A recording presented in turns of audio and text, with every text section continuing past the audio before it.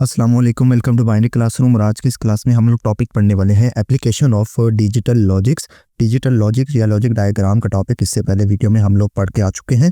तो आज हमने बेसिकली उसकी एप्लीकेशन देखनी है, यानी कि इस्तेमाल कहाँ कहाँ पर होता है। तो chapter number 3 digital system and logic design हम लोग स्टडी कर रहे हैं क्लास 9 का computer science entrepreneurship. So question इस तरह से है, discuss the application of digital logic. Digital logic कहाँ पर इस्तेमाल होता है आपने वो बताना है, उसको कहते हैं application. So digital logic improve the circuit design. Circuit जो आपके तमाम डिजिटल डिवाइसेस में ग्रीन कलर का लगा होता है, मोबाइल फ़ोन्स में, टीवी के रिमोट में, टीवीज़ में, और जो इलेक्ट्रॉनिक वॉशिंग मशीन्स होती हैं उनमें भी लगा होता है, एसी में भी लगा होता है, कंप्यूटर में तो लगा ही होता है। इसी तरह की जितनी भी इलेक्ट्रॉनिक डिवाइसेस होती है उसके अंदर एक ग्रीन कलर का कार्ड लगा होता है जिसको हम सर्किट बोर्ड कहते हैं। उस सर्किट बोर्ड की डिज़ाइन की लॉजिक को इम्प्रूव करने के लिए क्या चीज़ इस्तेमाल होती है? डिजिटल लॉजिक इस्तेमाल होती है। By ensuring that electronic system are fast, reliable and energy efficient. Digital logic जितना अच्छा आप बनाएंगे वो क्या चीज़ इम्प्रूव करेगा? आपके ओवरऑल इलेक्ट्रॉनिक सिस्टम उससे क्या होगा? फास्ट होगा, रिलायबल होगा यानी कि देर तक चलेगा, और एनर्जी एफिशिएंट होगा यानी कि कम से कम बिजली जो है वो कंज्यूम करेगा। जाहिर है ये सारी चीज़ें जो है वो बिजली से चलती हैं। उसके बाद है फर्स्ट नंबर पे जो एप्लीकेशन है वो है design of adder circuit. Digital logic आपके एडर सर्किट को डिज़ाइन करता है। अब एडर सर्किट क्या होते हैं, नेक्स्ट वीडियो से या मे बी उससे नेक्स्ट वीडियो से आपको एडर सर्किट का है ना डिटेल लेक्चर मिले। तो वो एडर सर्किट्स बेसिकली आपके डिजिटल सिस्टम का एक कहने के ख़ास कंपोनेंट होते हैं। मज़ीद इसके डिटेल में उसी लेक्चर में बताऊंगा कि काम ये क्या करते हैं। So adder circuit are essential component of the digital system. Digital system का जो आपका बुनियादी कंपोनेंट है वो एडर सर्किट्स होते हैं।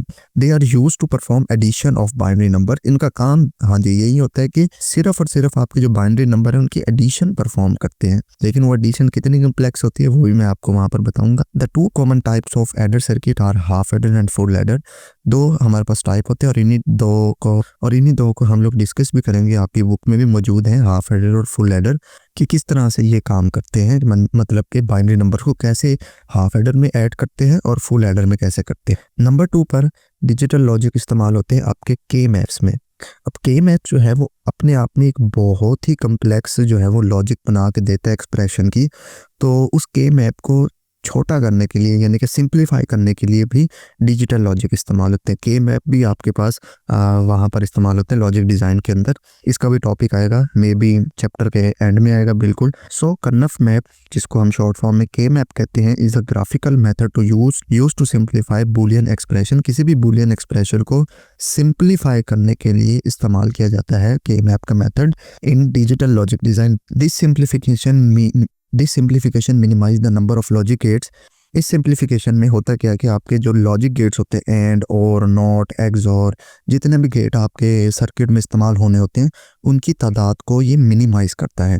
मींस कि जहां आपके 10 लॉजिक गेट्स इस्तेमाल होने होते हैं वहाँ ये 3 और 4 में काम परफॉर्म कर देता है। मींस के ओवरऑल आपके डिजिटल सर्किट को छोटा कर देता है। ठीक है, परफॉर्मेंस उसकी वैसे ही रहती है, रिजल्ट भी उसको वैसे ही देता है, लेकिन ओवरऑल कॉस्ट उसके अंदर कम आ जाती है।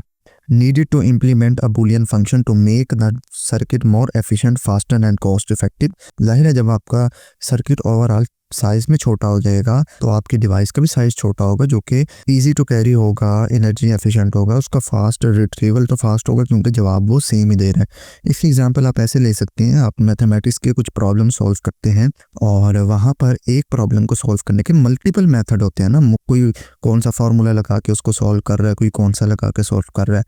तो ऐसे केस में आप देखते होंगे कि हर सोल्यूशन की जो लेंथ होती है वो एक जैसी नहीं होती।